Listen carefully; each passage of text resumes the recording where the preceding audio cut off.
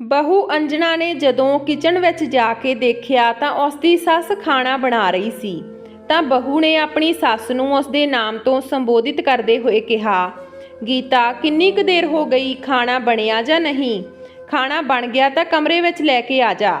ਸੱਸ ਨੇ ਆਪਣੀ ਬਹੂ ਅੰਜਣਾ ਨੂੰ ਪਲਟ ਕੇ ਦੇਖਿਆ ਤਾਂ ਕਹਿਣ ਲੱਗੀ, ਬਸ ਬਣ ਗਿਆ ਬੇਟਾ, ਬਸ ਹੁਣੇ ਲੈ ਕੇ ਆਉਂਦੀ ਹਾਂ। ਠੀਕ ਆ, ਜਲਦੀ ਲੈ ਕੇ ਆ। ਇਹ ਕਹਿ ਕੇ ਬਹੂ ਆਪਣੇ ਕਮਰੇ ਵਿੱਚ ਚਲੀ ਗਈ। ਗੀਤਾ ਦੇਵੀ ਜੀ ਨੇ ਇੱਕ ਥਾਲੀ ਵਿੱਚ ਸਾਰਾ ਖਾਣਾ ਲਗਾਇਆ ਅਤੇ ਬਹੂ ਦੇ ਕਮਰੇ ਵਿੱਚ ਲੈ ਗਈ।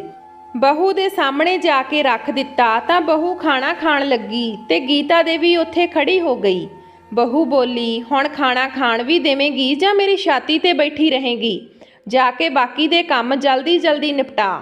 ਇਹ ਕਹਿ ਕੇ ਸੱਸ ਆਪਣੇ ਬਹੂ ਦੇ ਕਮਰੇ ਵਿੱਚੋਂ ਬਾਹਰ ਨਿਕਲ ਜਾਂਦੀ ਹੈ ਤੇ ਕਿਚਨ ਵਿੱਚ ਫਿਰ ਆ ਜਾਂਦੀ ਹੈ। ਕਿਚਨ ਦਾ ਕੰਮ ਜਲਦੀ ਨਾਲ ਨਿਪਟਾ ਕੇ ਇੱਕ ਥਾਲੀ ਵਿੱਚ ਖਾਣਾ ਕੱਢਦੀ ਹੈ ਤੇ ਆਪਣੇ ਬੇਟੇ ਦੇ ਅਜੇ ਦੇ ਕਮਰੇ ਵਿੱਚ ਆ ਜਾਂਦੀ ਹੈ। ਅਜੇ ਗੀਤਾ ਦੇਵੀ ਦਾ ਛੋਟਾ ਬੇਟਾ ਹੈ ਜੋ ਕਿ ਇੱਕ ਅਪਾਹਿਜ ਹੈ। ਉਹ ਆਪਣੀਆਂ ਲੱਤਾਂ ਤੇ ਚੱਲ ਫਿਰ ਨਹੀਂ ਸਕਦਾ। ਉਹ ਬਸ ਆਪਣੀ ਵੀਲ ਚੇਅਰ ਤੇ ਬੈਠਾ ਰਹਿੰਦਾ ਹੈ ਜਾਂ ਜਦੋਂ ਆਪਣੀ ਵੀਲ ਚੇਅਰ ਤੇ ਬੈਠਾ ਬੈਠਾ ਥੱਕ ਜਾਂਦਾ ਹੈ ਤਾਂ ਬਿਸਤਰੇ ਤੇ ਲੇਟ ਜਾਂਦਾ ਹੈ। ਗੀਤਾ ਦੇਵੀ ਜੀ ਖਾਣਾ ਲਿਆ ਕੇ ਆਪਣੇ ਬੇਟੇ ਨੂੰ ਆਪਣੇ ਹੱਥਾਂ ਨਾਲ ਖਵਾਉਂਦੀ ਹੈ ਤੇ ਉਸ ਦੇ ਨਾਲ ਹੀ ਆਪ ਵੀ ਖਾ ਲੈਂਦੀ ਹੈ। ਗੀਤਾ ਦੇਵੀ ਜੀ ਖਾਣਾ ਖਾ ਕੇ ਹਟੀ ਹੀ ਸੀ ਕਿ ਬਹੂ ਦੀ ਆਵਾਜ਼ ਆਉਂਦੀ ਹੈ, ਕਿੱਥੇ ਰਹਿ ਗਈ? ਗੀਤਾ, ਇਹ ਭਾਂਡੇ ਚੁੱਕ ਕੇ ਲੈ ਜਾ। ਗੀਤਾ ਦੇਵੀ ਜਲਦੀ ਨਾਲ ਉਸ ਦੇ ਕਮਰੇ ਵਿੱਚੋਂ ਭਾਂਡੇ ਚੁੱਕਣ ਜਾਂਦੀ ਹੈ ਤਾਂ ਬਹੂ ਕਹਿੰਦੀ ਹੈ ਕਿ ਹੁਣ ਮੇਰੇ ਲਈ ਇੱਕ ਕੱਪ ਚਾਹ ਵੀ ਬਣਾ ਕੇ ਲੈ ਆ, ਮੇਰੇ ਸਿਰ ਵਿੱਚ ਬਹੁਤ ਦਰਦ ਹੋ ਰਿਹਾ। ਠੀਕ ਆ ਬਹੂ। ਗੀਤਾ ਦੇਵੀ ਜੀ ਕਿਚਨ ਵਿੱਚ ਜਾਂਦੀ ਹੈ ਤੇ ਬਹੂ ਦੇ ਲਈ ਚਾਹ ਬਣਾ ਕੇ ਲਿਆਉਂਦੀ ਹੈ। ਫਿਰ ਬਹੂ ਸੱਸ ਨੂੰ ਟੇਢੀ ਨਜ਼ਰ ਨਾਲ ਦੇਖਦੀ ਹੈ ਤੇ ਕਹਿੰਦੀ ਹੈ, ਹੁਣ ਜਾ ਕੇ ਸਾਰੇ ਬਰਤਨ ਧੋ ਲਾ। ਠੀਕ ਹੈ ਬਹੂ। ਇਹ ਕਹਿ ਕੇ ਗੀਤਾ ਦੇਵੀ ਜੀ ਕਿਚਨ ਵਿੱਚ ਆ ਜਾਂਦੀ ਹੈ ਤੇ ਬਰਤਨ ਧੋਣ ਲੱਗਦੀ ਹੈ। ਗੀਤਾ ਦੇਵੀ ਜੀ ਸਾਰਾ ਕੰਮ ਕਰਕੇ ਆਪਣੇ ਬੇਟੇ ਦੇ ਕੋਲ ਚਲੀ ਜਾਂਦੀ ਹੈ ਤੇ ਉਸ ਦੇ ਸਿਰ ਵਿੱਚ ਹੱਥ ਫੇਰਨ ਲੱਗਦੀ ਹੈ। ਅਜੇ ਕਹਿੰਦਾ ਹੈ ਕਿ ਮੰਮੀ ਤੁਹਾਡੇ ਤੋਂ ਕਿੰਨਾ ਕੰਮ ਕਰਾਉਂਦੀ ਹੈ ਭਾਬੀ, ਰਾਤ ਤੱਕ ਤੂੰ ਤਾਂ ਥੱਕ ਕੇ ਚੂਰ ਹੋ ਜਾਂਦੀ ਆ। ਗੀਤਾ ਦੇਵੀ ਜੀ ਥੱਕੇ ਹੋਏ ਲਹਿਜੇ ਨਾਲ ਜਵਾਬ ਦਿੰਦੀ ਹੈ, ਬੇਟਾ ਇਹੀ ਨਸੀਬ ਆ ਮੇਰਾ, ਤਾਂ ਮੈਂ ਕੀ ਕਰ ਸਕਦੀ ਹਾਂ? ਜਦੋਂ ਤੱਕ ਜ਼ਿੰਦਗੀ ਹੈ ਇਸੇ ਤਰ੍ਹਾਂ ਹੀ ਜਿਉਣਾ ਹੈ। ਅੰਜਣਾ ਅਜੇ ਦੇ ਕਮਰੇ ਦੇ ਬਾਹਰ ਖੜੀ ਸੀ ਅਤੇ ਇਹ ਸਭ ਸੁਣ ਲਿਆ ਸੀ ਤੇ ਅੰਦਰ ਜਾ ਕੇ ਅਜੇ ਦੇ ਥੱਪੜ ਮਾਰ ਦਿੰਦੀ ਹੈ। ਅਜੇ ਅਤੇ ਗੀਤਾ ਜੀ ਰੋਣ ਲੱਗਦੇ ਹਨ ਤਾਂ ਕਹਿੰਦੀ ਹੈ ਕਿ ਜੇ ਜ਼ਬਾਨ ਬੰਦ ਨਾ ਰੱਖੀ ਤਾਂ ਮੇਰੇ ਨਾਲੋਂ ਬੁਰਾ ਕੋਈ ਨਹੀਂ ਹੋਵੇਗਾ। ਗੀਤਾ ਦੇਵੀ ਜੀ ਦੇ ਪਤੀ ਚੰਦਰ ਸ਼ੇਖਰ ਜੀ ਅਤੇ ਵੱਡੇ ਬੇਟੇ ਕਾਰਤਿਕ ਆਉਂਦੇ ਹਨ ਤਾਂ ਅੰਜਣਾ ਉਸ ਦੇ ਵੱਲ ਇਸ਼ਾਰਾ ਕਰਕੇ ਚੁੱਪ ਰਹਿਣ ਨੂੰ ਬੋਲਦੀ ਹੈ ਤੇ ਦੌੜੀ ਦੌੜੀ ਪਾਣੀ ਲੈ ਕੇ ਆਉਂਦੀ ਹੈ ਅਤੇ 5 ਮਿੰਟ ਬਾਅਦ ਆਪਣੇ ਸਹੁਰੇ ਦੇ ਲਈ ਖਾਣਾ ਪੁੱਛਦੀ ਹੈ ਤਾਂ ਉਹ ਖਾਣਾ ਲਗਾਉਣ ਲਈ ਬੋਲ ਦਿੰਦੇ ਹਨ ਤਾਂ ਭੱਜੀ ਭੱਜੀ ਜਾਂਦੀ ਹੈ ਤੇ ਖਾਣਾ ਟੇਬਲ ਤੇ ਲਗਾ ਦਿੰਦੀ ਹੈ। ਆਪਣੇ ਸਹੁਰੇ ਦੇ ਆਉਂਦੇ ਹੀ ਬਹੂ ਇੱਕ ਪੈਰ ਤੇ ਖੜੀ ਹੋ ਜਾਂਦੀ ਹੈ ਤੇ ਗੀਤਾ ਜੀ ਸਹਿਮੀ ਹੋਈ ਇੱਕ ਪਾਸੇ ਬੈਠੀ ਰਹਿੰਦੀ ਹੈ। ਦੋਨੋਂ ਬਾਪ ਬੇਟਾ ਖਾਣਾ ਖਾ ਲੈਂਦੇ ਹਨ। ਫਿਰ ਅੰਜਣਾ ਜਲਦੀ ਜਲਦੀ ਨਾਲ ਸਭ ਸਮੇਟ ਦਿੰਦੀ ਹੈ।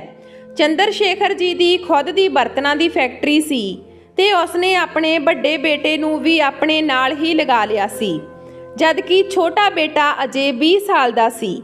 ਉਹ ਅਪਾਹਿਜ ਹੋਣ ਦੇ ਕਾਰਨ ਘਰ ਹੀ ਰਹਿੰਦਾ ਸੀ। ਉਹ 12ਵੀਂ ਕਲਾਸ ਤੱਕ ਪੜ੍ਹਿਆ ਸੀ। ਚੰਦਰ ਸ਼ੇਖਰ ਜੀ ਜਿੰਨੇ ਬਾਹਰੋਂ ਕਠੋਰ ਸੁਭਾਅ ਦੇ ਲੱਗਦੇ ਸੀ ਓਨੇ ਹੀ ਅੰਦਰੋਂ ਨਰਮ ਸੀ। ਜਦੋਂ ਉਹਨਾਂ ਦਾ ਗੀਤਾ ਦੇਵੀ ਜੀ ਦੇ ਨਾਲ ਵਿਆਹ ਹੋਇਆ ਤਾਂ ਉਹਨਾਂ ਕੋਲ ਕੇਵਲ ਇੱਕ ਛੋਟੀ ਜਿਹੀ ਬਰਤਨਾਂ ਦੀ ਦੁਕਾਨ ਸੀ। ਹੌਲੀ ਹੌਲੀ ਉਹਨਾਂ ਨੇ ਆਪਣੀ ਮਿਹਨਤ ਅਤੇ ਲਗਨ ਨਾਲ ਖੁਦ ਬਰਤਨਾਂ ਦੀ ਫੈਕਟਰੀ ਲਗਾ ਲਈ। ਫੈਕਟਰੀ ਬਣਨ ਦੇ ਬਾਅਦ ਉਹਨਾਂ ਨੇ ਦਿਨ ਰਾਤ ਮਿਹਨਤ ਕਰਕੇ ਅੱਜ ਬਹੁਤ ਉੱਚਾ ਮੁਕਾਮ ਬਣਾ ਲਿਆ ਸੀ। ਚੰਦਰ ਸ਼ੇਖਰ ਜੀ ਬਹੁਤ ਦਿਆਲੂ ਵਿਅਕਤੀ ਸੀ। ਗਰੀਬਾਂ ਅਤੇ ਜ਼ਰੂਰਤਮੰਦਾਂ ਦੀ ਮਦਦ ਕਰਨ ਦੇ ਲਈ ਹਮੇਸ਼ਾ ਅੱਗੇ ਰਹਿੰਦੇ ਸੀ, ਪਰ ਜਲਦੀ ਨਾਲ ਕਿਸੇ ਉੱਤੇ ਵਿਸ਼ਵਾਸ ਨਹੀਂ ਕਰਦੇ ਸੀ। ਇਸ ਆਰਥਿਕ ਸਥਿਤੀ ਵਧੀਆ ਹੋਣ ਦੇ ਕਾਰਨ ਆਪਣੇ ਘਰ ਵਿੱਚ ਕਿਸੇ ਨੌਕਰ ਨੂੰ ਨਹੀਂ ਰੱਖਦੇ ਸੀ। ਗੀਤਾ ਦੇਵੀ ਜੀ ਨੇ ਵੀ ਆਪਣੇ ਪਤੀ ਦਾ ਹਰ ਕਦਮ ਉੱਤੇ ਸਾਥ ਦਿੱਤਾ ਸੀ। ਇਸ ਕਾਰਨ ਆਪਣੀ ਪਤਨੀ ਨਾਲ ਉਹ ਬਹੁਤ ਪ੍ਰੇਮ ਕਰਦੇ ਸੀ। ਗੀਤਾ ਦੇਵੀ ਜੀ ਇੱਕ ਪੜ੍ਹੀ ਲਿਖੀ ਪਰ ਸਿੱਧੀ ਸਾਦੀ ਘਰੇਲੂ ਮਹਿਲਾ ਸੀ। ਝੂਠ ਫਰੇਬ ਲਾਲਚ ਤੋਂ ਦੂਰ ਸੀ। ਉਹ ਆਪਣੇ ਕੰਮ ਵਿੱਚ ਲੱਗੀ ਰਹਿੰਦੀ ਸੀ ਤੇ ਅਜੇ ਤੇ ਜਾਨ ਨਿਸ਼ਾਵਰ ਕਰਦੀ ਸੀ। ਚੰਦਰ ਸ਼ੇਖਰ ਜੀ ਵੀ ਆਪਣੇ ਦੋਨਾਂ ਬੇਟਿਆਂ ਨੂੰ ਬਹੁਤ ਪਿਆਰ ਕਰਦੇ ਸੀ, ਪਰ ਅਜੇ ਨੂੰ ਕੁਝ ਜ਼ਿਆਦਾ ਹੀ। ਚੰਦਰ ਸ਼ੇਖਰ ਜੀ ਸਵੇਰੇ ਘਰੋਂ ਨਿਕਲ ਜਾਂਦੇ ਸੀ ਤੇ ਦੇਰ ਰਾਤ ਘਰ ਆਉਂਦੇ ਸੀ। ਇਸ ਲਈ ਘਰ ਵਿੱਚ ਕੀ ਹੋ ਰਿਹਾ ਸੀ ਕੀ ਨਹੀਂ ਉਹਨਾਂ ਨੂੰ ਭਿਣਕ ਤੱਕ ਨਹੀਂ ਸੀ, ਕਿਉਂਕਿ ਉਹਨਾਂ ਦੇ ਹਿਸਾਬ ਨਾਲ ਸਭ ਸਹੀ ਚੱਲ ਰਿਹਾ ਸੀ। ਪਰ ਉਹਨਾਂ ਨੂੰ ਨਹੀਂ ਪਤਾ ਸੀ ਕਿ ਉਹਨਾਂ ਦੀ ਬਹੂ ਅੰਜਣਾ ਉਸ ਦੀ ਪਤਨੀ ਅਤੇ ਬੇਟੇ ਉੱਤੇ ਅਤਿਆਚਾਰ ਕਰਦੀ ਹੈ। ਵੱਡੇ ਬੇਟੇ ਦੇ ਵਿਆਹ ਨੂੰ 10 ਸਾਲ ਹੋ ਚੁੱਕੇ ਸੀ, ਪਰ ਆਪਣੀ ਸੱਸ ਤੋਂ ਸਾਰੇ ਕੰਮ ਕਰਵਾਉਂਦੀ ਹੈ। ਆਪਣੀ ਸੱਸ ਨੂੰ ਉਸ ਦੇ ਨਾਮ ਨਾਲ ਬੁਲਾਉਂਦੀ ਹੈ ਤੇ ਅਜੇ ਨੂੰ ਵੀ ਮਾਰਦੀ ਹੈ। ਹੋਰ ਤਾਂ ਹੋਰ ਉਹਨਾਂ ਨੂੰ ਧਮਕੀ ਦਿੰਦੀ ਹੈ ਕਿ ਜੇ ਤੁਸੀਂ ਚੰਦਰ ਸ਼ੇਖਰ ਜੀ ਨੂੰ ਇਸ ਬਾਰੇ ਕੁਝ ਦੱਸਿਆ ਤਾਂ ਉਹ ਅਜੇ ਇਸ ਨੂੰ ਮਾਰ ਦੇਵੇਗੀ ਤੇ ਆਪਣੇ ਸਹੁਰੇ ਸਾਹਿਬ ਦੇ ਘਰ ਆਉਂਦਿਆਂ ਹੀ ਇੱਕ ਸੰਸਕਾਰੀ ਬਹੂ ਦਾ ਰੂਪ ਧਾਰਨ ਕਰ ਲੈਂਦੀ ਹੈ। ਅੱਜ ਵੀ ਹਰ ਦਿਨ ਦੀ ਤਰ੍ਹਾਂ ਅਜਿਹਾ ਹੀ ਹੋਇਆ ਕਿ ਆਪਣੇ ਸਹੁਰੇ ਦੇ ਆਉਣ ਤੇ ਇੱਕ ਪੈਰ ਤੇ ਖੜੀ ਰਹੀ। ਫਿਰ ਚੰਦਰ ਸ਼ੇਖਰ ਜੀ ਅਜੇ ਦੇ ਕਮਰੇ ਵਿੱਚ ਚਲੇ ਜਾਂਦੇ ਹਨ ਤੇ ਕਾਰਤਿਕ ਆਪਣੇ ਕਮਰੇ ਵਿੱਚ। ਅੰਜਣਾ ਵੀ ਉਸ ਦੇ ਪਿੱਛੇ ਪਿੱਛੇ ਆਪਣੇ ਕਮਰੇ ਵਿੱਚ ਚਲੀ ਜਾਂਦੀ ਹੈ। ਚੰਦਰ ਸ਼ੇਖਰ ਜੀ ਪਹਿਲਾਂ ਆਪਣੀ ਪਤਨੀ ਗੀਤਾ ਦੇ ਵੱਲ ਦੇਖਦੇ ਹਨ ਤੇ ਫਿਰ ਅਜੇ ਦੇ ਵੱਲ। ਕਹਿੰਦੇ ਹਨ, ਕੀ ਗੱਲ ਗੀਤਾ, ਤੇਰਾ ਚਿਹਰਾ ਕਿਉਂ ਉਤਰਿਆ ਹੋਇਆ? ਬਹੁਤ ਹੀ ਥੱਕੀ ਹੋਈ ਦਿਖਾਈ ਦੇ ਰਹੀ ਆ।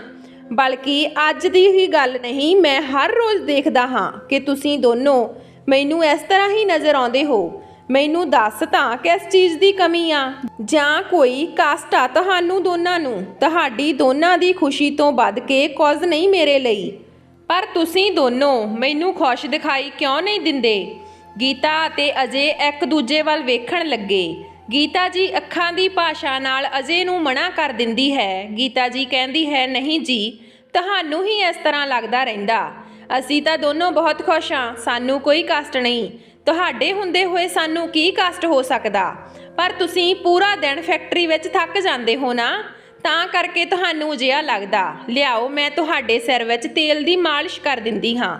ਚੰਦਰ ਸ਼ੇਖਰ ਜੀ ਤੇ ਗੀਤਾ ਦੇਵੀ ਜੀ ਆਪਣੇ ਕਮਰੇ ਵਿੱਚ ਆ ਜਾਂਦੇ ਹਨ।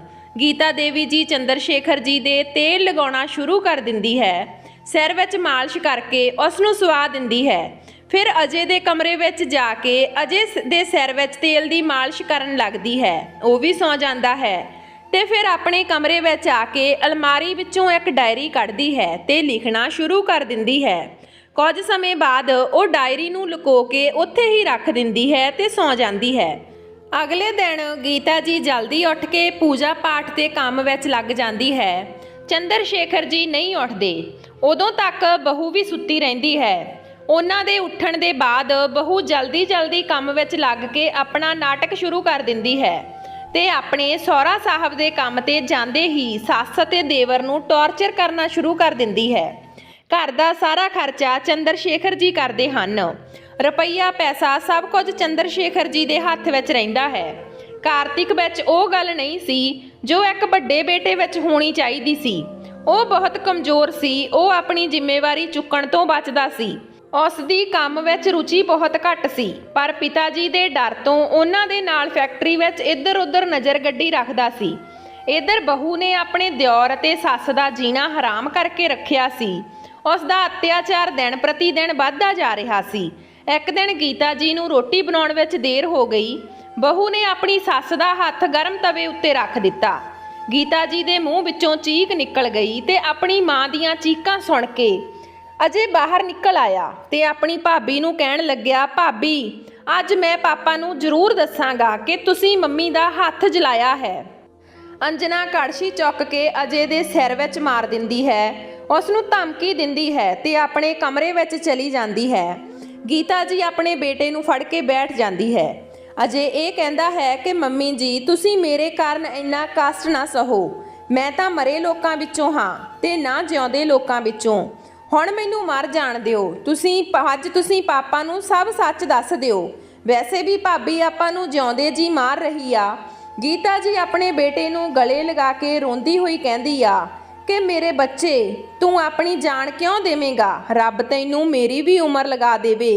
ਉਦੋਂ ਹੀ ਚੰਦਰ ਸ਼ੇਖਰ ਜੀ ਦੀ ਆਵਾਜ਼ ਆਉਣ ਲੱਗਦੀ ਹੈ ਤਾਂ ਅੰਜਨਾ ਦੌੜੀ ਹੋਈ ਸੱਸ ਦੇ ਕਮਰੇ ਵਿੱਚ ਆਉਂਦੀ ਹੈ ਤੇ ਗਲੇ ਉੱਤੇ ਹੱਥ ਰੱਖ ਕੇ ਉਸ ਨੂੰ ਜਾਨ ਤੋਂ ਮਾਰਨ ਦੀ ਧਮਕੀ ਦਿੰਦੀ ਹੈ ਤੇ ਸਹੁਰੇ ਦੇ ਆਉਣ ਤੋਂ ਪਹਿਲਾਂ ਹੀ ਪਾਣੀ ਲੈ ਕੇ ਖੜੀ ਹੋ ਜਾਂਦੀ ਹੈ ਤੇ ਖਾਣਾ ਬਾਣਾ ਸਭ ਕੁਝ ਲਗਾ ਦਿੰਦੀ ਹੈ। ਤੇ ਗੀਤਾ ਜੀ ਦੇ ਆਪਣੇ ਅਥਰੂ ਸਾਫ਼ ਕਰਦੇ ਹੋਏ ਬਾਹਰ ਆ ਬੈਠਦੀ ਹੈ। ਰੋਜ਼ ਦੀ ਤਰ੍ਹਾਂ ਕਾਰਤਿਕ ਅਤੇ ਅੰਜਣਾ ਆਪਣੇ ਕਮਰੇ ਵਿੱਚ ਚਲੇ ਜਾਂਦੇ ਹਨ ਅਤੇ ਚੰਦਰ ਸ਼ੇਖਰ ਜੀ ਅਜੇ ਦੇ ਕਮਰੇ ਵਿੱਚ ਆ ਜਾਂਦਾ ਹੈ। ਚੰਦਰ ਸ਼ੇਖਰ ਜੀ ਰੋਜ਼ਾਨਾ ਆਪਣੇ ਕਮਰੇ ਵਿੱਚ ਜਾਣ ਤੋਂ ਪਹਿਲਾਂ ਕਮਰੇ ਵਿੱਚ ਜ਼ਰੂਰ ਆਉਂਦਾ ਸੀ ਅਤੇ ਇੱਕ ਅੱਧਾ ਘੰਟਾ ਬੈਠ ਕੇ ਉਸ ਤੋਂ ਬਾਅਦ ਹੀ ਆਪਣੇ ਕਮਰੇ ਵਿੱਚ ਜਾਂਦੇ ਸੀ। ਕਮਰੇ ਵਿੱਚ ਆਉਂਦੇ ਹੀ ਚੰਦਰ ਸ਼ੇਖਰ ਦੀ ਨਿਗਾਹ ਗੀਤਾ ਜੀ ਦੇ ਜਲੇ ਹੋਏ ਹੱਥ ਤੇ ਜਾਂਦੀ ਹੈ ਤੇ ਫਿਰ ਅਜੇ ਦੇ ਸਿਰ ਉੱਪਰ ਪੈਂਦੀ ਹੈ, ਕਿਉਂਕਿ ਅਜੇ ਦੇ ਸਿਰ ਉੱਪਰ ਸੋਜ ਆ ਜਾਂਦੀ ਹੈ। ਉਹ ਹੈਰਾਨ ਰਹਿ ਜਾਂਦਾ ਹੈ ਤੇ ਉਸ ਦਾ ਕਾਰਨ ਪੁੱਛਦੇ ਹਨ ਤਾਂ ਗੀਤਾ ਜੀ ਕਹਿ ਦਿੰਦੀ ਹੈ, ਮੈਂ ਰੋਟੀ ਬਣਾ ਰਹੀ ਸੀ, ਤਵੇ ਉੱਪਰ ਜਲ ਗਿਆ ਤੇ ਅਜੇ ਮੇਰੀ ਆਵਾਜ਼ ਸੁਣ ਕੇ ਹੇਠਾਂ ਡਿੱਗ ਪਿਆ। ਚੰਦਰ ਸ਼ੇਖਰ ਜੀ ਸੋਚ ਵਿਚਾਰ ਵਿੱਚ ਪੈ ਜਾਂਦੇ ਹਨ ਤਾਂ ਗੀਤਾ ਜੀ ਫਿਰ ਤੋਂ ਤੇਲ ਲਗਾ ਕੇ ਸੁਲਾ ਦਿੰਦੀ ਹੈ ਤੇ ਆਪਣੀ ਡਾਇਰੀ ਕੱਢ ਕੇ ਲਿਖਣ ਬੈਠ ਜਾਂਦੀ ਹੈ। ਡਾਇਰੀ ਲੈ ਕੇ ਫਿਰ ਉਸ ਨੂੰ ਲੁਕੋ ਦਿੰਦੀ ਹੈ। ਪਰ ਅੱਜ ਚੰਦਰ ਸ਼ੇਖਰ ਜੀ ਸੁੱਤੇ ਨਹੀਂ ਸੀ, ਉਹਨਾਂ ਨੂੰ ਸ਼ੱਕ ਹੋ ਗਿਆ ਸੀ। ਆਪਣਾ ਸ਼ੱਕ ਦੂਰ ਕਰਨ ਦੇ ਕਾਰਨ ਉਹ ਅੱਜ ਜਾਗ ਰਹੇ ਸੀ। ਪਤਨੀ ਦੇ ਸੌਂਦੇ ਹੀ ਚੰਦਰ ਸ਼ੇਖਰ ਜੀ ਉੱਠ ਖੜੇ ਹੋਏ। 1-2 ਮਿੰਟ ਸੋਚਦੇ ਰਹੇ। ਸੋਚਣ ਦੇ ਬਾਅਦ ਉਹ ਅਲਮਾਰੀ ਵਿੱਚ ਫਰੋਲਾ ਫਰਾਲੀ ਕਰਨ ਲੱਗ ਗਏ ਤੇ ਉਹਨਾਂ ਨੂੰ ਡਾਇਰੀ ਹੱਥ ਲੱਗ ਗਈ। ਉਹਨਾਂ ਨੇ ਉਹ ਡਾਇਰੀ ਕੱਢੀ ਤੇ ਪਿਛਲੇ ਪੰਨੇ ਤੇ ਲਿਖਿਆ ਹੋਇਆ ਸੀ, ਮੇਰੀ ਜ਼ਿੰਦਗੀ ਦਾ ਸਫ਼ਰ। ਅੱਜ ਮੇਰੇ ਪਾਪਾ ਮੇਰੇ ਲਈ ਸਾਈਕਲ ਲੈ ਕੇ ਆਏ। ਅੱਜ ਮੈਂ ਬਹੁਤ ਖੁਸ਼ ਹਾਂ। ਇੰਨਾ ਪੜ੍ਹਦੇ ਹੀ ਚੰਦਰ ਸ਼ੇਖਰ ਜੀ ਦੇ ਚਿਹਰੇ ਤੇ ਮੁਸਕਾਨ ਆ ਗਈ। ਉਹਨਾਂ ਦੇ ਅੰਦਰ ਅੱਗੇ ਪੜ੍ਹਨ ਉਤੇਜਨਾ ਹੋਈ ਤਾਂ ਜਲਦੀ ਨਾਲ ਬੈੱਡ ਤੇ ਬੈਠ ਗਏ ਤੇ ਆਰਾਮ ਨਾਲ ਪੜ੍ਹਨ ਲੱਗੇ। ਉਸ ਡਾਇਰੀ ਵਿੱਚ ਗੀਤਾ ਜੀ ਨੇ ਆਪਣੇ ਜੀਵਨ ਦੇ ਚੰਗੇ ਬੁਰੇ ਸਭ ਪੜ੍ਹ ਲਿਖੇ ਹੋਏ ਸੀ। ਗੀਤਾ ਜੀ ਨੂੰ ਬਚਪਨ ਵਿੱਚ ਡਾਇਰੀ ਲਿਖਣ ਦਾ ਬਹੁਤ ਸ਼ੌਂਕ ਸੀ। ਉਹਨਾਂ ਨੇ ਚੰਦਰ ਸ਼ੇਖਰ ਜੀ ਨੂੰ ਇਸ ਬਾਰੇ ਵਿੱਚ ਦੱਸਿਆ ਵੀ ਸੀ, ਪਰ ਉਹਨਾਂ ਨੂੰ ਇਹ ਨਹੀਂ ਪਤਾ ਸੀ ਕਿ ਉਹ ਹੁਣ ਵੀ ਇਸ ਤਰ੍ਹਾਂ ਡਾਇਰੀ ਲਿਖਦੀ ਹੈ। ਉਹ ਪੇਜ ਪਲਟਦੇ ਜਾ ਰਹੇ ਸੀ, ਬਚਪਨ ਦੀਆਂ ਯਾਦਾਂ ਪੜ੍ਹ ਕੇ ਮੁਸਕਰਾ ਰਹੇ ਸੀ। ਫਿਰ ਆਪਣਾ ਨਾਮ, ਆਪਣਾ ਜ਼ਿਕਰ ਪੜ੍ਹ ਕੇ ਵੱਧ ਖੁਸ਼ ਹੋ ਗਏ। ਖੁਸ਼ੀਆਂ ਹੀ ਖੁਸ਼ੀਆਂ ਸੀ। ਅੱਜ ਕਾਰਤਿਕ ਦਾ ਵਿਆਹ ਵਾਲਾ ਦਿਨ ਸੀ। ਉਸ ਦੇ ਬਾਅਦ ਪੜ੍ਹਦੇ ਪੜ੍ਹਦੇ ਚੰਦਰ ਸ਼ੇਖਰ ਜੀ ਦੀਆਂ ਅੱਖਾਂ ਵਿੱਚ ਹੰਝੂ ਵਹਿਣ ਲੱਗੇ। ਉਸ ਵਿੱਚ ਗੀਤਾ ਜੀ ਨੇ ਅੰਜਣਾ ਦੇ ਹਰ ਇੱਕ ਅਤਿਆਚਾਰ ਦਾ ਉਲੇਖ ਦਰਦ ਭਰੇ ਸ਼ਬਦਾਂ ਨਾਲ ਕੀਤਾ ਹੋਇਆ ਸੀ, ਜਿਸ ਨੂੰ ਪੜ੍ਹ ਕੇ ਚੰਦਰ ਸ਼ੇਖਰ ਜੀ ਹੈਰਾਨ ਰਹਿ ਗਏ। ਉਹਨਾਂ ਦੀਆਂ ਅੱਖਾਂ ਵਿੱਚ ਪਾਣੀ ਵਹਿ ਰਿਹਾ ਸੀ। ਅੱਜ ਬਹੂ ਨੇ ਮੇਰਾ ਗਰਮ ਤਵੇ ਤੇ ਹੱਥ ਰੱਖ ਦਿੱਤਾ, ਮੇਰੇ ਬੱਚੇ ਦੇ ਸਿਰ ਤੇ ਕੜਛੀ ਮਾਰ ਦਿੱਤੀ। ਰੱਬਾ ਸਾਡੀ ਮਦਦ ਕਰ।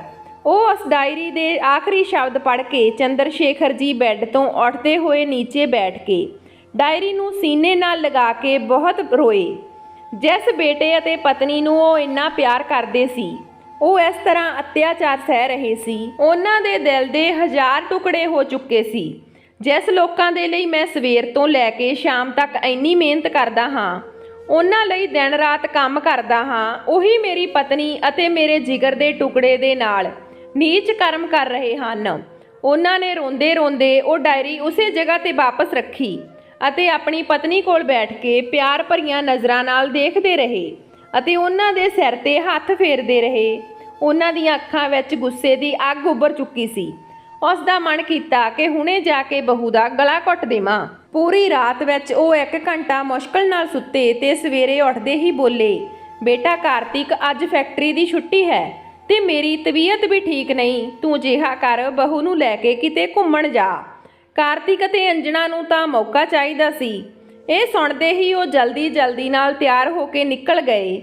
ਚੰਦਰ ਸ਼ੇਖਰ ਜੀ ਆਪਣੀ ਪਤਨੀ ਦੇ ਹੱਥ ਤੇ ਬਹੁਤ ਸਾਰੇ ਰੁਪਏ ਰੱਖ ਕੇ ਬੋਲਿਆ ਕਿ ਇਹ ਤੂੰ ਸ਼ਾਪਿੰਗ ਕਰਨ ਜਾ, ਜੋ ਜੀ ਕਰਦਾ ਲੈ ਆ ਅਤੇ ਆਪਣੀ ਸਹੇਲੀ ਸ਼ੀਲਾ ਦੇ ਘਰ ਵੀ ਹੋ ਆਉਣਾ। ਗੀਤਾ ਜੀ ਮਨਾ ਕਰਦੀ ਹੈ, ਪਰ ਉਹ ਆਪਣੀ ਜ਼ਬਰਦਸਤੀ ਉਸ ਨੂੰ ਭੇਜ ਦਿੰਦੇ ਹਨ ਤੇ ਆਪਣੇ ਬੇਟੇ ਨੂੰ ਨੀਂਦ ਦੀ ਅੱਧੀ ਗੋਲੀ ਦੇ ਕੇ ਸਵਾ ਦਿੰਦੇ ਹਨ ਤੇ ਬਹੁਤ ਘੱਟ ਸਮੇਂ ਵਿੱਚ ਜਲਦੀ ਕਰਕੇ ਘਰ ਵਿੱਚ ਕਈ ਜਗ੍ਹਾ ਸੀਕ੍ਰੇਟ ਕੈਮਰੇ ਲਗਵਾ ਦਿੰਦੇ ਹਨ। ਸ਼ਾਮ ਤੱਕ ਸਭ ਵਾਪਸ ਆ ਜਾਂਦੇ ਹਨ ਅਤੇ ਅਜੇ ਵੀ ਉੱਠ ਜਾਂਦਾ ਹੈ। ਕਾਰਤਿਕ ਅਤੇ ਅੰਜਣਾ ਤਾਂ ਖਾਣਾ ਬਾਹਰ ਹੀ ਖਾ ਕੇ ਆਏ ਸੀ।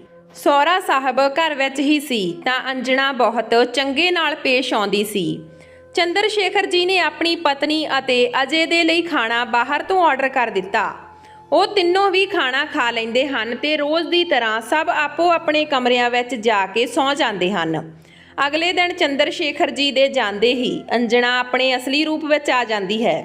ਸੱਸ ਅਤੇ ਦਿਓਰ ਤੇ ਹਰ ਰੋਜ਼ ਦੀ ਤਰ੍ਹਾਂ ਅਤਿਆਚਾਰ ਕਰਨਾ ਆਰੰਭ ਕਰ ਦਿੰਦੀ ਹੈ। ਸਾਰੇ ਦਾ ਸਾਰਾ ਕੈਮਰੇ ਵਿੱਚ ਰਿਕਾਰਡ ਹੁੰਦਾ ਰਹਿੰਦਾ ਹੈ। ਅੰਜਣਾ, ਗੀਤਾ ਦੇਵੀ ਜੀ ਦੇ ਅਤੇ ਅਜੇ ਤਿੰਨਾਂ ਨੂੰ ਹੀ ਇਸ ਬਾਰੇ ਵਿੱਚ ਕੋਈ ਖਬਰ ਨਹੀਂ ਸੀ। ਅੰਜਣਾ ਇਸ ਗੱਲ ਤੋਂ ਬੇਖਬਰ ਸੀ ਕਿ ਆਪਣੇ ਅਤਿਆਚਾਰ ਕਰਦੀ ਜਾ ਰਹੀ ਸੀ। ਸਭ ਕੁਝ ਕੈਮਰੇ ਵਿੱਚ ਰਿਕਾਰਡ ਹੋ ਜਾਂਦਾ ਸੀ। ਜਦ ਤੱਕ ਚੰਦਰ ਸ਼ੇਖਰ ਜੀ ਨੇ ਸਿਰਫ ਆਪਣੀ ਪਤਨੀ ਦੀ ਡਾਇਰੀ ਪੜ੍ਹੀ ਸੀ ਤਾਂ ਉਹਨਾਂ ਦੇ ਅੰਦਰ ਕਿੰਨਾ ਗੁੱਸਾ ਆ ਰਿਹਾ ਸੀ। ਜਦੋਂ ਚੰਦਰ ਸ਼ੇਖਰ ਜੀ ਇਹ ਸਭ ਕੁਝ ਆਪਣੀਆਂ ਅੱਖਾਂ ਨਾਲ ਦੇਖਦੇ ਤਾਂ ਉਹਨਾਂ ਦੇ ਦਿਲ ਵਿੱਚ ਗੁੱਸੇ ਦਾ ਜਵਾਲਾ ਹੀ ਫਟਣਾ ਸੀ। ਕਾਰਤਿਕ ਦੇ ਵਿਵਹਾਰ ਤੋਂ ਵੀ ਚੰਦਰ ਸ਼ੇਖਰ ਜੀ ਪਰੇਸ਼ਾਨ ਹੋ ਚੁੱਕੇ ਸੀ। ਚੰਦਰ ਸ਼ੇਖਰ ਜੀ ਉਹ ਕੈਮਰੇ ਦੀ ਰਿਕਾਰਡਿੰਗ ਲੈ ਕੇ ਪੁਲਿਸ ਸਟੇਸ਼ਨ ਪਹੁੰਚ ਜਾਂਦੇ ਹਨ ਅਤੇ ਪੁਲਿਸ ਇਸ ਉੱਤੇ ਕੜੀ ਕਾਰਵਾਈ ਕਰਨ ਨੂੰ ਬੋਲਦੀ ਹੈ ਤਾਂ ਕਿ ਅੱਗੇ ਤੋਂ ਕੋਈ ਵੀ ਬਹੂ ਆਪਣੀ ਸੱਸ ਜਾਂ ਛੋਟੇ ਨਣਦ ਦਿਓਰ ਤੇ ਅਤਿਆਚਾਰ ਨਾ ਕਰ ਸਕੇ ਅਤੇ ਘਰ ਆ ਜਾਂਦੇ ਹਨ। ਕੁਝ ਸਮੇਂ ਬਾਅਦ ਲੇਡੀ ਪੁਲਿਸ ਆ ਕੇ ਅੰਜਣਾ ਦੇ ਹੱਥ ਵਿੱਚ ਹੱਥ ਕੜੀ ਪਾ ਦਿੰਦੀ ਹੈ। ਕਹਿੰਦੀ ਹੈ ਕਿ ਮੈਂ ਕੀ ਕੀਤਾ ਹੈ, ਕੀ ਹੈ ਇਹ ਸਭ, ਕਿਸ ਜੁਰਮ ਵਿੱਚ ਮੇਰੇ ਹੱਥ ਤੇ ਹੱਥ ਕੜੀ ਪਾਈ ਹੈ। ਤਾਂ ਚੰਦਰ ਸ਼ੇਖਰ ਜੀ LCD ਤੇ ਉਹ ਸਾਰੀ ਰਿਕਾਰਡਿੰਗ ਚਲਾ ਦਿੰਦੇ ਹਨ ਜਿਸ ਵਿੱਚ ਅੰਜਣਾ ਨੇ ਆਪਣੇ ਦਿਓਰ ਅਤੇ ਸੱਸ ਤੇ ਅਤਿਆਚਾਰ ਕੀਤੇ ਸਨ। ਉਸ ਨੂੰ ਦੇਖ ਕੇ ਅੰਜਣਾ ਦੀ ਰੂਹ ਕੰਬ ਜਾਂਦੀ ਹੈ। ਗੀਤਾ ਦੇਵੀ ਅਤੇ ਅਜੇ ਦੇ ਵੀ ਹੋਸ਼ ਉੱਡ ਜਾਂਦੇ ਹਨ। ਕਾਰਤਿਕ ਨੂੰ ਆਪਣੀ ਪਤਨੀ ਲਈ ਤਰਸ ਆਉਂਦਾ ਹੈ ਤਾਂ ਉਹ ਆਪਣੇ ਪਿਤਾ ਜੀ ਨੂੰ ਕਹਿੰਦਾ ਹੈ, ਪਿਤਾ ਜੀ ਇਹ ਸਭ ਕੀ ਡਰਾਮਾ ਲਗਾ ਰੱਖਿਆ, ਤੁਸੀਂ ਘਰ ਦੀ ਬਹੂ ਨੂੰ ਕਿਸ ਤਰ੍ਹਾਂ ਬਦਨਾਮ ਕਰ ਰਹੇ ਹੋ। ਚੰਦਰ ਸ਼ੇਖਰ ਜੀ ਕਾਰਤਿਕ ਦੇ ਕੰਨਾਂ ਨੂੰ ਹੇਠਾਂ ਤੋਂ ਖਿੱਚ ਕੇ 2-3 ਮਾਰਦੇ ਹਨ। ਉਦੋਂ ਹੀ ਚੰਦਰ ਸ਼ੇਖਰ ਜੀ ਦਾ ਵਕੀਲ ਵੀ ਆ ਜਾਂਦਾ ਹੈ ਜਿਨ੍ਹਾਂ ਨੂੰ ਉਹਨਾਂ ਨੇ ਪੁਲਿਸ ਸਟੇਸ਼ਨ ਤੋਂ ਹੀ ਫੋਨ ਕਰ ਦਿੱਤਾ ਸੀ। ਚੰਦਰ ਸ਼ੇਖਰ ਜੀ ਕਹਿੰਦੇ ਹਨ ਕਿ ਮੈਂ ਆਪਣੀ ਪਤਨੀ ਅਤੇ ਬੱਚੇ ਦਾ ਬਦਲਾ ਖੁਦ ਲੈ ਸਕਦਾ ਹਾਂ, ਪਰ ਮੈਂ ਕਾਨੂੰਨ ਨੂੰ ਆਪਣੇ ਹੱਥ ਵਿੱਚ ਲੈਣ ਦੀ ਬੇਵਕੂਫੀ ਇਸ ਲਈ ਨਹੀਂ ਕਰਦਾ ਕਿ ਮੇਰੇ ਬਾਅਦ ਮੇਰੀ ਪਤਨੀ ਅਤੇ ਬੱਚੇ ਦਾ ਕੀ ਹੋਵੇਗਾ। ਕੇਵਲ ਇਸ ਲਈ ਹੀ ਮੈਂ ਤੇਰੀ ਇਸ ਘਟੀਆ ਪਤਨੀ ਨੂੰ ਪੁਲਿਸ ਦੇ ਹਵਾਲੇ ਕਰਨਾ ਹੀ ਸਹੀ ਸਮਝਿਆ, ਨਹੀਂ ਤਾਂ ਜੋ ਉਸਨੇ ਮੇਰੀ ਜਾਨ ਤੋਂ ਪਿਆਰੀ ਪਤਨੀ ਅਤੇ ਬੇਟੇ ਦੇ ਨਾਲ ਕੀਤਾ ਮੈਂ ਇਸ ਦਾ ਗਲਾ ਹੀ ਦਬਾ ਸਕਦਾ ਸੀ। ਮੈਂ ਠੰਡੇ ਦਿਮਾਗ ਤੋਂ ਕੰਮ ਲਿਆ ਤੇ ਘਰ ਵਿੱਚ ਕੈਮਰੇ ਲਗਵਾ ਦਿੱਤੇ।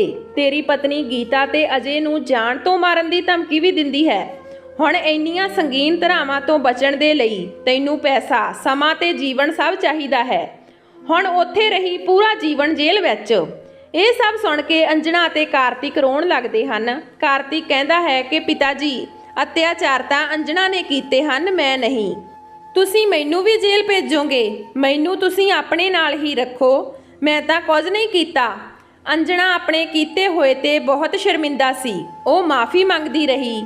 ਪੁਲਿਸ ਨੇ ਉਸ ਨੂੰ ਅਰੈਸਟ ਕਰ ਲਿਆ ਤੇ ਲੈ ਕੇ ਚਲੇ ਗਏ। ਚੰਦਰ ਸ਼ੇਖਰ ਜੀ ਨੇ ਆਪਣੇ ਵਕੀਲ ਤੋਂ ਆਪਣੀ ਵਸੀਅਤ ਤਿਆਰ ਕਰਵਾਈ। ਉਸ ਵਿੱਚ ਲਿਖਿਆ ਕਿ ਜਦੋਂ ਤੱਕ ਮੈਂ ਅਤੇ ਮੇਰੀ ਪਤਨੀ ਜੀ ਜਿੰਦਾ ਹਾਂ ਅਜੇ ਸਾਡੀ ਜ਼ਿੰਮੇਵਾਰੀ ਹੈ, ਪਰ ਜੇ ਸਾਨੂੰ ਦੋਹਾਂ ਨੂੰ ਕੁਝ ਹੋ ਗਿਆ ਤਾਂ ਮੇਰੀ ਫੈਕਟਰੀ, ਘਰ ਅਤੇ ਜ਼ਮੀਨ ਦਾ ਇਕੱਲਾ ਵਾਰਸ ਅਜੇ ਹੋਵੇਗਾ। ਚੰਦਰ ਸ਼ੇਖਰ ਜੀ ਕਾਰਤਿਕ ਨੂੰ ਮਾਫ ਕਰ ਦਿੰਦੇ ਹਨ ਕਿਉਂਕਿ ਉਸ ਨੂੰ ਆਪਣੀ ਪਤਨੀ ਦੀਆਂ ਹਰਕਤਾਂ ਦੇ ਬਾਰੇ ਵਿੱਚ ਸੱਚਮੁੱਚ ਕੋਈ ਨਹੀਂ ਪਤਾ ਸੀ। ਪਰ ਕਾਰਤਿਕ ਦੇ ਨਾਮ ਆਪਣੀ ਪੁਰਾਣੀ ਕਬਾੜ ਬਾਜ਼ਾਰ ਵਾਲੀ ਪੁਰਾਣੀ ਦੁਕਾਨ ਦੇ ਦਿੰਦੇ ਹਨ ਤੇ ਕਹਿੰਦੇ ਹਨ ਕਿ ਫੈਕਟਰੀ ਤੇਰੇ ਸੰਭਾਲਣ ਦੇ ਬਸ ਵਿੱਚ ਨਹੀਂ ਹੈ, ਤੂੰ ਦੁਕਾਨ ਹੀ ਚਲਾ ਸਕਦਾ ਹਾਂ। ਜੇ ਤੇਰੇ ਵਿੱਚ ਮਿਹਨਤ ਅਤੇ ਲਗਨ ਹੋਵੇਗੀ ਤਾਂ ਤੂੰ ਉਸ ਛੋਟੀ ਜਿਹੀ ਦੁਕਾਨ ਤੋਂ ਮੇਰੀ ਤਰ੍ਹਾਂ ਫੈਕਟਰੀ ਖੜੀ ਕਰ ਲਵੇਂਗਾ, ਵਰਨਾ ਤੂੰ ਮੇਰੀ ਫੈਕਟਰੀ ਨੂੰ ਵੀ ਬਰਬਾਦ ਕਰ ਦੇਵੇਂਗਾ। ਉਹ ਸੋਚਦੇ ਸੀ ਕਿ ਕਾਰਤਿਕ ਜੇ ਦੂਜਾ ਵਿਆਹ ਕਰਨ ਲੱਗਿਆ ਜਾਂ ਉਸ ਦੀ ਪਤਨੀ ਜੇਲ੍ਹ ਤੋਂ ਛੁੱਟ ਕੇ ਫਿਰ ਤੋਂ ਆਪਣੇ ਨਾਲ ਰਹਿਣ ਲੱਗੀ ਤੇ ਫਿਰ ਤੋਂ ਇਹੀ ਵਿਵਹਾਰ ਕਰੇਗੀ ਤਾਂ ਕੀ ਹੋਵੇਗਾ। ਇਸ ਲਈ ਉਹਨਾਂ ਨੇ ਕਾਰਤਿਕ ਨੂੰ ਇੱਕ ਅਲੱਗ ਤੇ ਛੋਟਾ ਜਿਹਾ ਘਰ ਲੈ ਕੇ ਦੇ ਦਿੱਤਾ। ਜੋ ਕਾਰਤਿਕ ਨੂੰ ਦਿੱਤਾ ਉਸ ਨੂੰ ਛੱਡ ਕੇ ਬਾਕੀ ਸਾਰਾ ਕੁਝ ਉਹਨਾਂ ਨੇ ਅਜੇ ਦੇ ਨਾਮ ਕਰ ਦਿੱਤਾ। ਹੁਣ ਚੰਦਰ ਸ਼ੇਖਰ ਜੀ ਦੇ ਦਿਲ ਨੂੰ ਸਕੂਨ ਮਿਲਿਆ ਸੀ। ਚੰਦਰ ਸ਼ੇਖਰ ਜੀ ਹੁਣ ਆਪਣੇ ਬੇਟੇ ਅਜੇ ਨੂੰ ਰੋਜ਼ਾਨਾ ਆਪਣੇ ਨਾਲ ਫੈਕਟਰੀ ਲੈ ਕੇ ਜਾਣਾ ਸ਼ੁਰੂ ਕਰ ਦਿੱਤਾ। ਉਸ ਨੂੰ ਆਪਣਾ ਕੰਮ ਸਮਝਾਉਣਾ ਸ਼ੁਰੂ ਕਰ ਦਿੱਤਾ। ਅਜੇ ਇਹ ਇੱਕ ਬਹੁਤ ਹੀ ਸਮਝਦਾਰ ਅਤੇ ਬੁੱਧੀਮਾਨ ਲੜਕਾ ਸੀ। ਰੱਬ ਨੇ ਉਸ ਨੂੰ ਲੱਤਾਂ ਤੋਂ ਹੀ ਮਹਤਾਜ ਕੀਤਾ ਸੀ, ਪਰੰਤੂ ਬੁੱਧੀ ਵਿੱਚ ਕੁੱਟ-ਕੁੱਟ ਕੇ ਉਸ ਵਿੱਚ ਭਰੀ ਹੋਈ ਸੀ। ਉਹ ਜਲਦੀ ਹੀ ਸਭ ਕੁਝ ਸਿੱਖ ਗਿਆ ਤੇ ਆਪਣੀ ਵੀਲ ਚੇਅਰ ਤੇ ਬੈਠਾ ਹੀ ਆਪਣੀ ਸਾਰੀ ਫੈਕਟਰੀ ਸੰਭਾਲ ਲੈਂਦਾ। ਚੰਦਰ ਸ਼ੇਖਰ ਜੀ ਹੁਣ ਬਹੁਤ ਖੁਸ਼ ਸੀ। ਉਹਨਾਂ ਨੂੰ ਆਪਣੇ ਫੈਸਲੇ ਤੇ ਗਰਵ ਸੀ ਕਿਉਂਕਿ ਉਹਨਾਂ ਦੇ ਬੇਟੇ ਨੇ ਉਹਨਾਂ ਨੂੰ ਨਿਰਾਸ਼ ਨਹੀਂ ਕੀਤਾ ਸੀ, ਪਰ ਹਾਲੇ ਵੀ ਉਹਨਾਂ ਦਾ ਮਨ ਅਜੇ ਤੇ ਲਈ ਬੇਚੈਨ ਰਹਿੰਦਾ ਸੀ ਕਿਉਂਕਿ ਉਹ ਸੋਚਦੇ ਸੀ ਕਿ ਜੇ ਸਾਨੂੰ ਦੋਹਾਂ ਮਾਤਾ ਪਿਤਾ ਨੂੰ ਕੁਝ ਹੋ ਗਿਆ ਤਾਂ ਸਾਡੇ ਬੇਟੇ ਅਜੇ ਦਾ ਕੀ ਹੋਵੇਗਾ। ਇੱਕ ਦਿਨ ਛੁੱਟੀ ਦਾ ਦਿਨ ਸੀ ਤਾਂ ਗੀਤਾ ਦੇਵੀ ਜੀ ਦੇ ਗੀਤਾ ਦੇਵੀ ਜੀ ਦੀ ਸਹੇਲੀ ਸ਼ੀਲਾ ਦੇਵੀ ਜੀ ਆਪਣੀ ਬੇਟੀ ਮੀਨਾ ਦੇ ਨਾਲ ਚੰਦਰ ਸ਼ੇਖਰ ਜੀ ਦੇ ਘਰ ਆਉਂਦੀ ਹੈ ਤਾਂ ਉਹ ਵੀ ਗੀਤਾ ਜੀ ਦੀ ਤਰ੍ਹਾਂ ਸਿੱਧੀ ਸਾਦੀ ਘਰੇਲੂ ਮਹਿਲਾ ਸੀ। ਦੋਨੋਂ ਸਹੇਲੀਆਂ ਇੱਕੋ ਜਿਹੀਆਂ ਸੀ। ਇੱਧਰ ਸ਼ੀਲਾ ਦੇਵੀ ਜੀ ਅਤੇ ਗੀਤਾ ਦੇਵੀ ਜੀ ਗੱਲਾਂ ਕਰਦੀਆਂ ਰਹਿੰਦੀਆਂ ਤੇ ਉੱਧਰ ਮੀਨਾ ਅਤੇ ਅਜੇ ਦੀ ਆਪਸ ਵਿੱਚ ਬਹੁਤ ਗੱਲਬਾਤ ਹੁੰਦੀ ਰਹਿੰਦੀ ਸੀ। ਚੰਦਰ ਸ਼ੇਖਰ ਜੀ ਨੂੰ ਉਹਨਾਂ ਦੋਹਾਂ ਨੂੰ ਇਕੱਠਿਆਂ ਬੈਠਾ ਦੇਖ ਕੇ ਬੜਾ ਚੰਗਾ ਲੱਗਦਾ ਸੀ, ਪਰ ਉਹਨਾਂ ਦੇ ਮਨ ਵਿੱਚ ਸ਼ੰਕਾ ਸੀ ਕਿਉਂਕਿ ਮੀਨਾ ਬਹੁਤ ਸੁੰਦਰ, ਸਰਬਗੁਣ ਸੰਪੰਨ ਅਤੇ ਸੰਸਕਾਰੀ ਲੜਕੀ ਸੀ ਤੇ ਉਹਨਾਂ ਦਾ ਬੇਟਾ ਅਪਾਹਿਜ ਸੀ। ਉਹ ਜ਼ਬਰਦਸਤੀ ਕਿਸੇ ਲੜਕੀ ਨੂੰ ਆਪਣੇ ਲੜਕੇ ਦੇ ਨਾਲ ਬੰਨ੍ਹ ਨਹੀਂ ਸਕਦੇ ਸੀ। ਉਹ ਨਹੀਂ ਚਾਹੁੰਦੇ ਸੀ ਕਿ ਕੋਈ ਲੜਕੀ ਉਹਨਾਂ ਦੇ ਬੇਟੇ ਉੱਤੇ ਤਰਸ ਖਾ ਕੇ ਉਸ ਦੀ ਜੀਵਨ ਸੰਗਣੀ ਬਣੇ। ਜੋ ਵੀ ਲੜਕੀ ਮੇਰੇ ਬੇਟੇ ਦੀ ਜੀਵਨ ਸਾਥਣ ਬਣੇ ਉਹ ਉਸ ਨੂੰ ਪਿਆਰ ਕਰਦੀ ਹੋਵੇ, ਨਾ ਕਿ ਤਰਸ ਖਾਂਦੀ ਹੋਵੇ। ਉਦੋਂ ਹੀ ਉਹਨਾਂ ਦੇ ਮਨ ਵਿੱਚ ਇੱਕ ਖਿਆਲ ਆਉਂਦਾ ਹੈ ਤਾਂ ਉਹ ਸ਼ੀਲਾ ਦੇਵੀ ਜੀ ਦੇ ਕੋਲ ਜਾਂਦੇ ਹਨ ਤੇ ਕਹਿੰਦੇ ਹਨ ਕਿ ਮੈਂ ਅਜੇ ਦੇ ਲਈ ਲੜਕੀ ਪਸੰਦ ਕਰ ਲਈ ਹੈ। ਇਹ ਸੁਣਦੇ ਹੀ ਸ਼ੀਲਾ ਜੀ ਅਤੇ ਗੀਤਾ ਦੇਵੀ ਹੈਰਾਨ ਰਹਿ ਜਾਂਦੀਆਂ ਹਨ ਅਤੇ ਨਾਲ ਹੀ ਬੈਠੀ ਮੀਨਾ ਵੀ ਅਜੇ ਦੇ ਨਾਲ ਗੱਲਾਂ ਕਰਦੀ ਕਰਦੀ ਚੌਂਕ ਜਾਂਦੀ ਹੈ ਤੇ ਅਜੇ ਤਾਂ ਹੈਰਾਨ ਹੀ ਰਹਿ ਜਾਂਦਾ ਹੈ। ਚੰਦਰ ਸ਼ੇਖਰ ਜੀ ਮੀਨਾ ਦੇ ਚਿਹਰੇ ਨੂੰ ਗੌਰ ਨਾਲ ਦੇਖਦੇ ਰਹਿੰਦੇ ਹਨ। ਚੰਦਰ ਸ਼ੇਖਰ ਜੀ ਦੀ ਇਹ ਗੱਲ ਕਹਿਣ ਤੋਂ ਪਹਿਲਾਂ ਤਾਂ ਮੀਨਾ ਹੱਸ ਕੇ ਗੱਲਾਂ ਕਰ ਰਹੀ ਸੀ ਕਿਉਂਕਿ ਬਚਪਨ ਤੋਂ ਹੀ ਉਹ ਇੱਕ ਦੂਜੇ ਨੂੰ ਜਾਣਦੇ ਸੀ, ਪਰ ਜਿਵੇਂ ਹੀ ਉਹ ਗੱਲਾਂ ਸੁਣਦੀ ਹੈ ਤਾਂ ਬਿਲਕੁਲ ਚੁੱਪ ਹੋ ਜਾਂਦੀ ਹੈ। ਸ਼ੀਲਾ ਦੇਵੀ ਜੀ ਚੰਦਰ ਸ਼ੇਖਰ ਜੀ ਤੋਂ ਪੁੱਛਦੀ ਹੈ। ਗੀਤਾ ਦੇਵੀ ਜੀ ਕਹਿੰਦੀ ਹੈ ਕਿ ਇਹਨਾਂ ਨੇ ਤਾਂ ਮੈਨੂੰ ਵੀ ਕੁਝ ਨਹੀਂ ਦੱਸਿਆ। ਚੰਦਰ ਸ਼ੇਖਰ ਜੀ ਮੀਨਾ ਦੇ ਵੱਲ ਦੇਖ ਕੇ ਕਹਿੰਦੇ ਹਨ ਕਿ ਮੈਂ ਹਾਲੇ ਲੜਕੀ ਪਸੰਦ ਕੀਤੀ ਹੈ, ਮੈਂ ਉਸ ਨੂੰ ਅਜੇ ਪੁੱਛਿਆ ਨਹੀਂ। ਜੇ ਉਸ ਨੂੰ ਸਾਡੇ ਅਜੇ ਪਸੰਦ ਹੋਵੇਗਾ ਤਾਂ ਵਿਆਹ ਹੋਵੇਗਾ। ਮੈਂ ਨਹੀਂ ਚਾਹੁੰਦਾ ਕਿ ਕੋਈ ਮੇਰੇ ਬੇਟੇ ਉੱਤੇ ਤਰਸ ਖਾ ਕੇ ਵਿਆਹ ਕਰੇ। ਮੇਰਾ ਬੇਟਾ ਲੱਖਾਂ ਵਿੱਚੋਂ ਇੱਕ ਹੈ। ਸਾਰੇ ਜਾਣੇ ਚੰਦਰ ਸ਼ੇਖਰ ਜੀ ਦੀਆਂ ਗੱਲਾਂ ਨੂੰ ਧਿਆਨ ਨਾਲ ਸੁਣਦੇ ਰਹਿੰਦੇ ਹਨ। ਮੀਨਾ ਆਪਣਾ ਸਿਰ ਝੁਕਾ ਕੇ ਬੈਠੀ ਰਹਿੰਦੀ ਹੈ ਤਾਂ ਚੰਦਰ ਸ਼ੇਖਰ ਜੀ ਉੱਠ ਕੇ ਮੀਨਾ ਦੇ ਕੋਲ ਜਾਂਦੇ ਹਨ ਤੇ ਕਹਿੰਦੇ ਹਨ, ਮੀਨਾ ਬੇਟਾ, ਕੀ ਤੈਨੂੰ ਮੇਰਾ ਬੇਟਾ ਅਜੇ ਪਸੰਦ ਹੈ ਕਿ ਤੂੰ ਮੇਰੇ ਬੇਟੇ ਨਾਲ ਵਿਆਹ ਕਰੇਂਗੀ?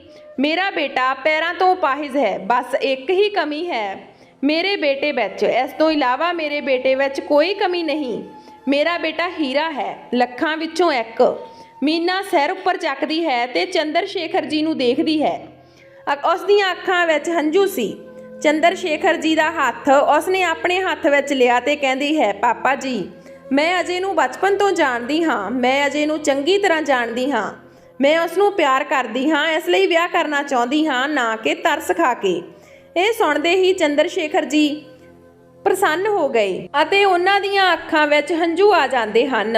ਉਹ ਮੀਨਾ ਦੇ ਸਿਰ ਉੱਪਰ ਹੱਥ ਰੱਖਦੇ ਹਨ ਤੇ ਕਹਿੰਦੇ ਹਨ, ਜੁਗ ਜੁਗ ਜੀਓ ਮੇਰਾ ਬੇਟਾ। ਅਜੇ ਦੀ ਖੁਸ਼ੀ ਦਾ ਕੋਈ ਟਿਕਾਣਾ ਨਹੀਂ ਸੀ। ਉਹ ਬਾਰ-ਬਾਰ ਮੀਨਾ ਨੂੰ ਦੇਖੀ ਜਾ ਰਿਹਾ ਸੀ। ਕੁਝ ਦਿਨਾਂ ਬਾਅਦ ਮੀਨਾ ਤੇ ਅਜੇ ਦਾ ਵਿਆਹ ਹੋ ਜਾਂਦਾ ਹੈ ਤੇ ਉਹ ਆਪਣੀ ਸੱਸ ਗੀਤਾ ਦੀ ਵੀ ਬਹੁਤ ਸੇਵਾ ਕਰਦੀ ਹੈ ਤੇ ਉਹਨਾਂ ਨੂੰ ਕੋਈ ਵੀ ਕੰਮ ਨਹੀਂ ਕਰਨ ਦਿੰਦੀ। ਗੀਤਾ ਜੀ ਨੂੰ ਵੀ ਹੁਣ ਕਿਤੇ ਜਾ ਕੇ ਬਹੂ ਦਾ ਸੁੱਖ ਮਿਲਿਆ ਸੀ। ਚੰਦਰ ਸ਼ੇਖਰ ਜੀ ਹੁਣ ਵੀ ਚੋਰੀ ਆਪਣੀ ਪਿਆਰੀ ਪਤਨੀ ਗੀਤਾ ਜੀ ਦੀ ਡਾਇਰੀ ਪੜ੍ਹਦੇ ਰਹਿੰਦੇ ਹਨ। ਹੁਣ ਗੀਤਾ ਦੀ ਡਾਇਰੀ ਵਿੱਚ ਖੁਸ਼ੀਆਂ ਹੀ ਖੁਸ਼ੀਆਂ ਸੀ। ਉਹ ਆਪਣੀ ਬਹੂ ਦੀ ਡਾਇਰੀ ਵਿੱਚ ਬਹੁਤ ਤਾਰੀਫ ਲਿਖਿਆ ਕਰਦੀ ਸੀ। ਜਿਸ ਬੇਟੀ ਦੀ ਤਮੰਨਾ ਮੈਨੂੰ ਸਾਲਾਂ ਤੋਂ ਸੀ, ਅੱਜ ਉਹ ਬਹੂ ਦੇ ਰੂਪ ਵਿੱਚ ਮੈਨੂੰ ਮਿਲ ਗਈ। ਚੰਦਰ ਸ਼ੇਖਰ ਜੀ ਹੁਣ ਬਹੁਤ ਖੁਸ਼ ਸੀ ਕਿਉਂਕਿ ਉਹਨਾਂ ਦਾ ਪਰਿਵਾਰ ਹੁਣ ਸੁਖੀ ਪਰਿਵਾਰ ਸੀ। ਇਸ ਕਹਾਣੀ ਤੋਂ ਸਾਨੂੰ ਇਹ ਸਿੱਖਿਆ ਮਿਲਦੀ ਹੈ ਕਿ ਸਾਨੂੰ ਕਿਸੇ ਉੱਤੇ ਅਤਿਆਚਾਰ ਨਹੀਂ ਕਰਨਾ ਚਾਹੀਦਾ। ਕਰਮਾਂ ਦਾ ਫਲ ਦੇਰ ਨਾਲ ਹੀ ਸਹੀ ਮਿਲਦਾ ਜ਼ਰੂਰ ਹੈ, ਕਿਉਂਕਿ ਰੱਬ ਦੇ ਘਰ ਦੇਰ ਹੈ ਅੰਧੇਰ ਨਹੀਂ। ਸੋ ਦੋਸਤੋ, ਕਹਾਣੀ ਵਧੀਆ ਲੱਗੀ ਤਾਂ ਲਾਈਕ ਸ਼ੇਅਰ ਜ਼ਰੂਰ ਕਰਿਓ। ਜੇ ਚੈਨਲ ਤੇ ਪਹਿਲੀ ਵਾਰ ਹੋ ਤਾਂ ਚੈਨਲ ਨੂੰ ਸਬਸਕ੍ਰਾਈਬ ਕਰਿਓ। ਮਿਲਦੇ ਹਾਂ ਨਵੀਂ ਕਹਾਣੀ ਦੇ ਨਾਲ। ਤਦ ਤੱਕ ਸਤਿ ਸ਼੍ਰੀ ਅਕਾਲ।